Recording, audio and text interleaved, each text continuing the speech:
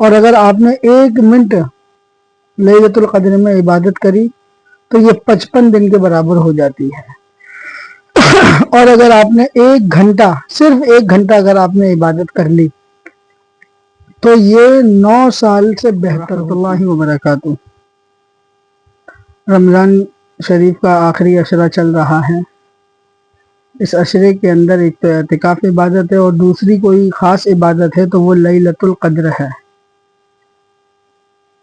لیلۃ القدر کے بارے میں قرآن کریم کے اندر آتا ہے لیلۃ القدر خیر من الف شہر، کہ لیلۃ القدر 1000 مہینوں سے بہتر ہے۔ اس کا مطلب یہ ہے کہ کوئی انسان اگر 1000 مہینے عبادت کرے تو وہ اتنا ہی ہے جتنا کہ وہ ایک رمضان کے اندر لیلۃ القدر کو پالے۔ لیلۃ القدر کو 5 طاق راتوں کے اندر چھپا کے رکھا گیا ہے، 21، 23، 25، 27، 29۔ جو سب سے زیادہ غالب گمان ہے علماء کا وہ یہ ہے کہ 27 میں اکثر لیلۃ القدر ہوتی ہے، لیکن یہ کوئی یقینی اور فیصلہ کن بات نہیں ہے۔ وہ ایام کے حساب سے چلتے ہیں زیادہ تر، اگر پہلا روزہ اتوار کو ہو تو کسی اور دن ہوتی ہے، یہ تفصیل نہیں ہے۔ فی الحال تفصیل یہ ہے کہ لیلۃ القدر کو کیسے پایا جائے۔ دیکھیے، لیلۃ القدر ایک ایسی رات ہے جس کی ایک ایک سیکنڈ بہت قیمتی ہے۔ اگر آپ نے 1 سیکنڈ کے اندر اللہ کو یاد کرا، اللہ کہا، تو یہ 22 گھنٹوں سے بہتر ہے عبادت کرنے کے۔ اور اگر آپ نے 1 منٹ لیلۃ القدر میں عبادت کری تو یہ 55 دن کے برابر ہو جاتی ہے۔ اور اگر آپ نے 1 گھنٹہ، صرف 1 گھنٹہ اگر آپ نے عبادت کر لی تو یہ 9 سال سے بہتر ہوتی ہے۔ اور اگر آپ نے پوری رات ذکر اللہ میں، اللہ میں، تہجد میں، نوافل میں اور خیر کے کاموں میں گزاری تو 83 سال بنتے ہیں۔ اگر آپ 1000 مہینوں کو ضرب دیں گے تو یہ 83 سال بن جائیں گے۔ دیکھیے، اس کے اندر تو اصول تو یہی ہے کہ جو جتنی کوشش کرتا ہے، جتنی عبادت کرے گا، جتنی محنت اور مشقت کرے گا، جتنا مجاہدہ کرے گا، اپنے جسم کو کھپائے گا، اپنے جسم کو تھکائے گا، اپنے جسم کو بستر سے الگ رکھے گا، نماز کے اندر مشغول رہے، اپنے مصلی پر رہے، ذکر اللہ میں رہے، تلاوت قرآن پاک میں رہے، تو وہ اس کو اتنا ہی پائے گا۔ یہ تو نہیں کہہ سکتے کہ بھئی ایک ہی عمل ایسا ہے آپ کر لو اور اس کے بعد سو جاؤ تو آپ کی پوری رات عبادت میں گزرے گی۔ ہاں، ایک سب سے بڑا جو کام ہے اس کے اندر 5 کام جو ہیں جو بتانے جا رہے ہیں آپ کو، وہ یہ ہے کہ اگر آپ کے پاس وقت کم ہے، آپ تھکے ماندے ہیں، تھکے ہارے ہیں، آپ بہت زیادہ چکنا چور ہو چکے ہیں تھکن سے، آپ کو کوئی بھی کام ہو، مشغلہ ہو، تو آپ کے لیے یہ 5 کام لازمی طور پہ آپ کریں تو انشاءاللہ آپ کا شمار لیلۃ القدر کے پانے والوں میں ہو جائے گا۔ نمبر 1، عشاء کی نماز اور فجر کی نماز باجماعت ادا کریں۔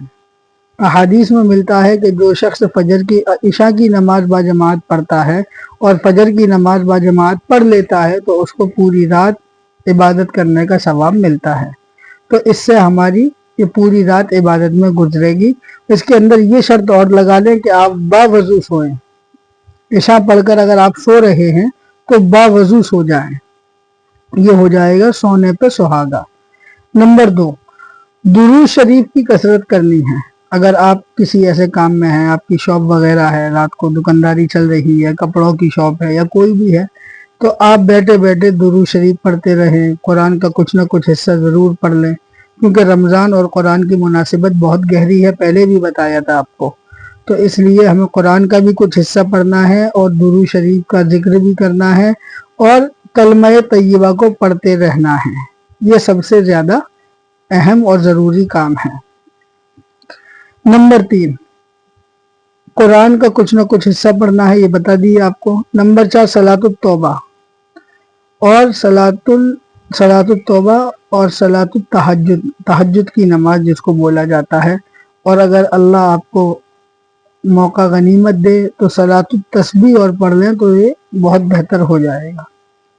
نمبر 5، اللہ سے معافی مانگنی ہے۔ یہ تو پورے مہینے ہی مانگنی ہے، پوری زندگی مانگنی ہے، ہر لمحہ اللہ سے اپنے گناہوں کا اعتراف کر کے اس سے گناہوں کو بخشنے کی درخواست کرنی ہے، استغفر اللہ پڑھتے رہنا ہے۔ اور خاص کر کے ان راتوں کے اندر جو ہمیں اللہ سے معافی مانگنی ہے وہ جھوٹ موٹ کا رو کر ہی ہو جائے۔ اگر دل اتنا سخت ہو گیا ہے کہ رونا نہیں آتا ہے تو جھوٹ موٹ کا رونے جیسا منہ بنا کر اللہ کے حضور اپنے گناہوں کا اعتراف کر کے اس سے معافی مانگ لینی ہے، اور کچھ نہ کچھ اس رات کے اندر اپنی استطاعت کے بقدر کچھ نہ کچھ صدقات کر دینا ہے، کیونکہ صدقات جو ہے یہ بلاؤں کو دور کر دیتا ہے، اور اس رات کے اندر اگر صدقہ آپ نے کیا تو یہ آپ کے لیے بہت زیادہ نفع بخش ہوگا۔ یہ 5 کام تھے، اس کو ایک مرتبہ ایک سانس کے اندر ترتیب کے ساتھ سن لیجئے۔ عشاء کی نماز اور فجر کی نماز باجماعت ادا کرنی ہے، اور نمبر 2 درود شریف پڑھنا ہے، کلمہ طیبہ پڑھنا ہے، اور ایک دعا اور ہے، اللہم انک عفو تحب العفو فاعف عنا یا کریم۔ یہ تیسرے عشرے کی خاص دعا ہے، اس کو بھی ضرور پڑھنا ہے۔ قرآن کا کچھ نہ کچھ حصہ تلاوت ضرور کرنا ہے، پاؤ پارا، آدھا پارا، 1 پارا، جتنا آپ کو استطاعت ہو، جتنا آپ کو میسر ہو اتنا پڑھ لینا ہے۔ صلاۃ التوبہ، صلاۃ التہجد اور صلاۃ التسبیح یعنی کہ نوافل نمازوں کا تھوڑا اہتمام کرنا ہے۔ تو یہ 4 کام ہو گئے۔ اللہ سے معافی مانگنی ہے، رو کر گڑ گڑا کر اپنے گناہوں کا اعتراف کر کے، اقراری مجرم بن کر کے، تو انشاءاللہ اس سے کافی فائدہ ہوگا۔ کچھ نہ کچھ صدقات کا اہتمام کرنا ہے۔ اس کو آگے ضرور شیئر کریں، مجھے دعاؤں میں یاد رکھیں۔ السلام علیکم ورحمۃ اللہ وبرکاتہ۔